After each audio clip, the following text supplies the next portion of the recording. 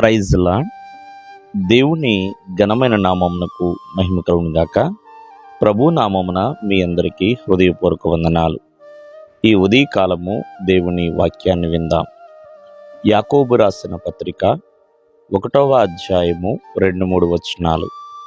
నా సహోదరులారా, మీ విశ్వాసమునకు కలుగు పరీక్ష ఓర్పును పుట్టించునని ఎరిగి, మీరు నానా విధములైన శోధనలో పడినప్పుడు అది మహా ఆనందమని ఎంచుకొనుడి.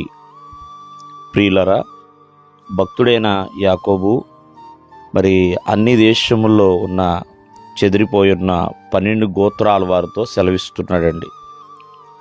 ఏమనంటే, ఈ 12 గోత్రాల వారు ప్రియమైన వాళ్ళరా అన్ని దేశములంతా కూడా చెదిరి ఉన్నారు. కావున మరి ప్రభువు యొక్క దాసుడైన ఇతను ఏమని తెలియజేస్తున్నాడంటే, నా సహోదరులారా అని వారిని పిలుస్తున్నాడు.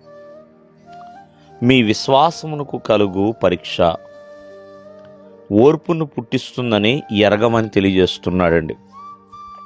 జాగ్రత్తగా మనం ఆలోచన చేస్తే మరి విశ్వాసానికి ఒక పరీక్ష అనేది ఎదురవుతుంది. మానవ జీవితంలో విశ్వాసము లేనిదే ఏమీ కూడా మనము సాధించలేం. విశ్వాసము వలన ఎల్లప్పుడూ కూడా ప్రేమైన వల్లరా దేవుని ద్వారా ఎన్నో దీవెనలు పొందుకోగలుగుతాం. విశ్వాసము అద్భుతాలు చేయిస్తుంది.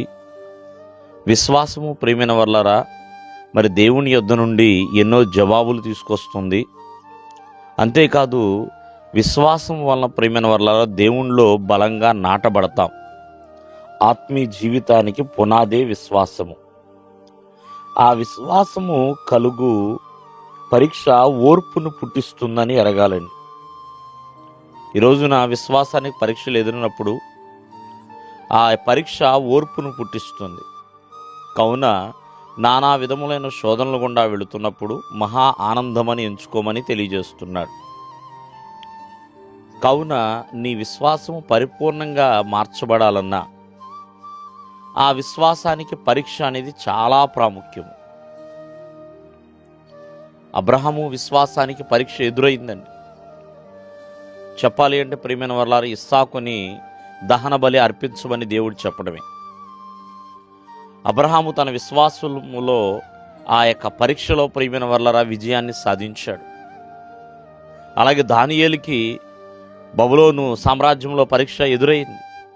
ఇలా చాలామంది భక్తులు ప్రియమైన వారలారా నేటి వరకు కూడా వారి యొక్క విశ్వాసాలకి ఎన్నో పరీక్షలు ఎదురవుతూ ఉంటాయి. ఆ పరీక్ష ఫలాల్లో ప్రియమైన వారలారా ఫలితము విజయం దిశగా వస్తుంది.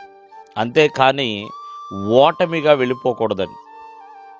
కావున విశ్వాసమునకు కలుగు పరీక్షలు ఎన్నెన్నో. దేవుడు మిమ్మల్ని ఆశీర్వదించునుగాక. ఆమేన్.